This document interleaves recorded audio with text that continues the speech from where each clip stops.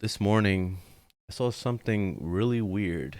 So I typically wake up at about 4 o'clock in the morning. Actually, sooner than that. Usually about 3:30 or so to get ready to take my fiance to work. But I dropped her off, and then I'm on my way back home. And there's this guy sitting at the red light, right? And dude just starts drifting into the intersection slowly. And I was just like, wait, what's happening right now? Is he trying to just run the light or something? But like, I was really confused by it. I'm assuming he fell asleep at the wheel or maybe got knocked out or something. By the time he was drifting a little bit, he got to like the center, and it was getting kind of dangerous because then traffic started coming, and all of a sudden I see him get up, and it was almost as if he was trying to tie his sneakers.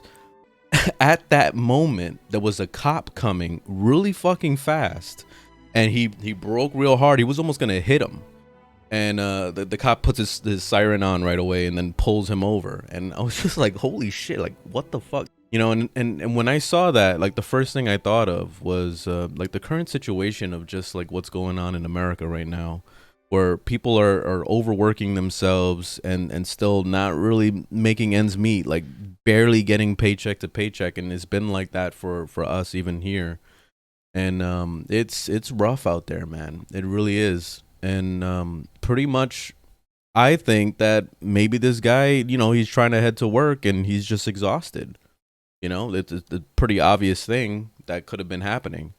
So like I always think back to that situation. Like he's probably in the same boat, still just trying to fucking make money so that you could pay your bills and pay your rent on time. And honestly, man, I don't know. It's getting kind of crazy out here. Like it's been insane. And then now, in this past week, we see this bullshit of President Biden going to Ukraine to go like offer basically that money that they were talking about giving.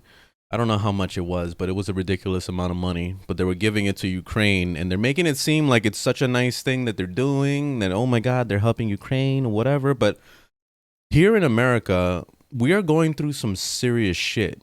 Instead of helping the actual Americans that live in this country, we're helping another country that has nothing to do with us. And I'm not saying that I don't support Ukraine or anything like that. I'm just saying, like, we literally need help here and we are not getting the help.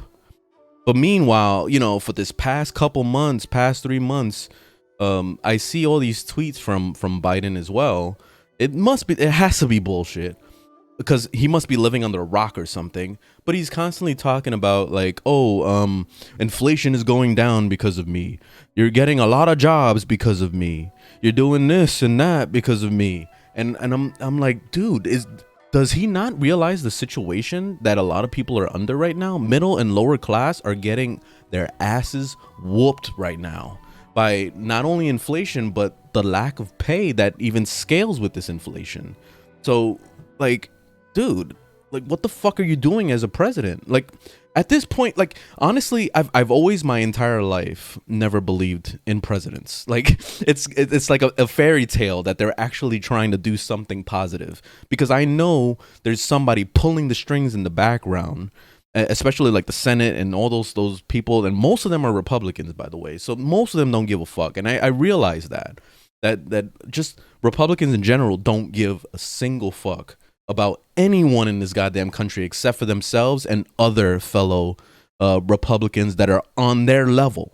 You know what I mean? Like you can't just be a Republican. You have to be rich too, because that's what they are looking for. They're looking to make more money off of their businesses and all that stuff. That's all they give a shit about. So it's really ridiculous how divided this country is. They call it the United States of America, but really it's the divided states of America. That's what it should be called, because that's how it feels. We got red states and blue states separating into their own categories. And then like there was this senator or whatever the fuck she is. I don't know who the fuck she is, but she's been tweeting stuff too, talking about how we need to divorce what is it, Divorce America or some shit she said. And basically, like, she's basically saying that we need to have red states be its own basically country, like so the blue states are their own shit and then the red states are their own shit, which is the stupidest shit ever. And that basically confirms my whole idea around, like, this is the divided states of America, because that's exactly how it's being treated right now. That's exactly what it is. Like, it's so insane to me that we live in a world like this right now, especially with this fucking country. Like, it's crazy. Like, I'm not proud to be an American right now. I'm really not.